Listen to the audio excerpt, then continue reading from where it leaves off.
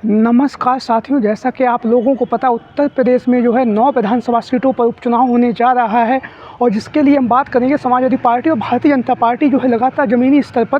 कार्य कर रही है। जहां पर अखिलेश यादव लगातार पीडीए के नारे को आगे बढ़ा रहे हैं, वहीं पर भारतीय जनता पार्टी जो है अपने जो विकास के मुद्दे हैं उन मुद्दों को लेकर लगातार चुनाव प्रचार कर रही है। इसी बीच में एक जो बहुत बड़ी खबर जो सामने आ रही है, जैसा कि आप लोगों को पता उत्तर प्रदेश में 9 विधानसभा सीटों पर उपचुनाव है और इन 9 विधानसभा सीटों में से सबसे ज़्यादा जो महत्वपूर्ण सीटें हैं वो है मिल्कीपुर,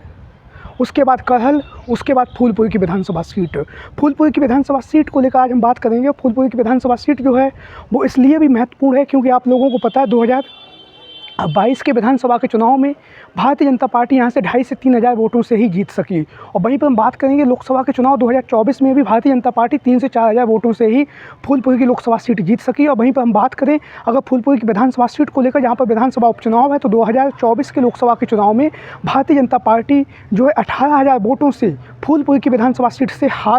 हारी हुई थी। लेकिन अब वहाँ पर और भी विधानसभाएं थीं जिन्होंने भारतीय जनता पार्टी के प्रत्याशी को वोट दिया, जिससे वह 4,000 से 5,000 वोटों से जीत गए। लेकिन अब जो है फूलपुर की विधानसभा सीट लगातार राजनीतिक गलियारों में चर्चाओं का विषय बनी हुई है, क्योंकि इसके बहुत सारे कारण हैं। जैसा कि आप लोगों को पता उत्तर प्रदेश में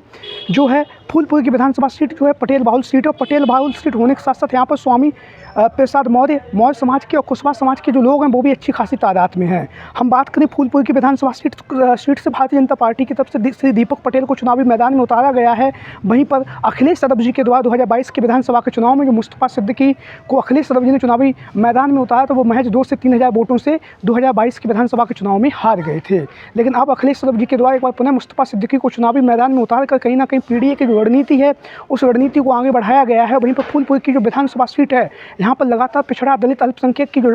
लड़ाई है वो अखिलेश यादव लगातार लड़ रहे हैं। वहीं पर हम बात करेंगे यहाँ पर मौर्य और कुशवाहा समाज को लेकर। जैसा कि आप लोगों को पता है फूलपुर की जो विधानसभा सीट है, यहाँ पर मौर्य और कुशवाहा समाज के जो मतदाता हैं वो अच्छी खासी तादाद में है और कहीं ना कहीं ये पीडीए बाहुल सीट भी है, जहाँ पर यादव समाज के मतदाता अच्छी खासी तादाद में है, दलित समाज के भी मतदाता हैं और वहीं पर जो मौर्य हैं, कुशवाहा हैं, वो भी अच्छी खासी तादाद में हैं। भारतीय जनता पार्टी ने इस बात का ध्यान रखा और इसीलिए भारतीय जनता पार्टी ने मौर्य समाज के अपने सबसे बड़े नेता केशव प्रसाद मौर्य को जो है फूलपुर की विधानसभा सीट से विधानसभा का प्रभारी बनाया है। वहीं पर अखिलेश यादव जी के द्वारा भी है यहाँ पर इंद्रजीत सरोज को, जहाँ पर दलित समाज के मतदाता भी अच्छी खासी तादाद में हैं, तो इंद्रजीत सरोज को जो है अखिलेश यादव जी के द्वारा विधानसभा का प्रभारी बनाया गया है। जहाँ पर केशव प्रसाद मौर्य लगातार चुनाव प्रचार कर रहे हैं, वहीं पर जो है समाजवादी पार्टी की तरफ से इंद्रजीत सरोज यहाँ से चुनावी मैदान में जो है लगातार समाजवादी पार्टी के जो प्रत्याशी हैं मुस्तफा सिद्दीकी के समर्थन में जनता से वोट देने की अपील कर रहे हैं। फूलपुर की विधानसभा सीट पर हम बात करेंगे आज मौर्य और कुशवाहा समाज को लेकर। जैसा कि आप लोगों को पता है जिस तरह से उत्तर प्रदेश में जो घटनाएं हो रही हैं और उन घटनाओं पर समाजवादी पार्टी और समाजवादी पार्टी के तमाम नेता कार्यकर्ता जिस तरह से सरकार पर हमलावर हैं, वो कहीं ना कहीं काबिल तारीफ भी है और लगातार जो है देश भर में उसकी चर्चाएँ भी हो रही हैं। वहीं पर हम बात करें स्वामी प्रसाद मौर्य लगातार भारतीय जनता पार्टी के खिलाफ जो है अपनी बयानबाजी कर रहे हैं और लगातार भारतीय जनता पार्टी की जो नीतियाँ हैं उन नीतियों पर लगातार तंज कस रहे हैं। वहीं पर बाबू सिंह कुशवाहा जो हैं वो समाजवादी पार्टी की सिंबल पर 2024 के लोकसभा के चुनाव में जौनपुर से सांसद निर्वाचित हुए हैं। जौनपुर से सांसद निर्वाचित होने के बाद बाबू सिंह कुशवाहा जो हैं ज़मीनी स्तर पर कार्य कर रहे हैं। लगातार जो है फूलपुर की विधानसभा सीट पर बाबू सिंह कुशवाहा जी के द्वारा धुआंधार तरीके से चुनाव प्रचार किया जा रहा है। वहीं पर हम बात करेंगे शाक्य कुशवाहा लोगों में। जैसा कि आप लोगों को पता है लोकसभा के चुनाव में अखिलेश यादव जी के द्वारा शाक्य कुशवाहा हर वर्ग के हर समाज के लोगों को टिकट दिया गया और वर्तमान समय में समाजवादी पार्टी जो है सर्व समाज की पार्टी बन चुकी है। हर जाति के हर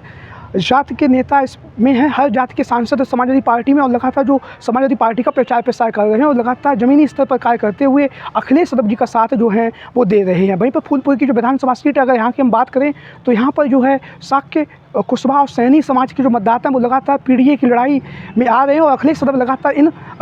मतदाताओं को अपनी ओर लुभाने के लिए लगातार वहाँ पर समाजवादी पार्टी के जो बाबू सिंह कुशवाहा जी हैं, देवेश साक्य हैं, तमाम नेता हैं, उन्हें लगातार ज़मीनी स्तर पर भेज रहे हैं और लगातार समाजवादी पार्टी का जो प्रचार प्रसार है वो किया जा रहा है। निश्चित तौर से अगर हम बात करें तो फूलपुर की जो विधानसभा सीट है यहाँ पर कांटे की टक्कर हमें देखने के लिए मिल सकती है और कहीं ना कहीं अगर जाति समीकरण की बात करें तो यहाँ पर समाजवादी पार्टी जो है विधानसभा के उपचुनाव में समाजवादी पार्टी का जो पलड़ा रहा है वो भारी नज़र आ रहा है, क्योंकि पीडीए बाहुल सीट है और पीडीए बाहुल सीट होने के साथ साथ अखिलेश यादव जी ने जो यहाँ पर चुनावी जनसभा को संबोधित किया था, उस जनसभा में यहाँ पर हज़ारों और सैकड़ों की संख्या में लोग आए थे जिन्होंने अखिलेश यादव जी का भाषण सुना। और लोकसभा के चुनाव में भी आप लोगों ने देखा होगा फूलपुर की लोकसभा सीट पर इतनी भीड़ आई थी कि अखिलेश यादव वहाँ पर अपनी जो है रैली भी नहीं कर सके थे। अखिलेश यादव और राहुल गांधी की संयुक्त रैली होनी थी। आप लोगों की क्या राय है? सभी साथी कमेंट बॉक्स में जय हिंद जय भारत।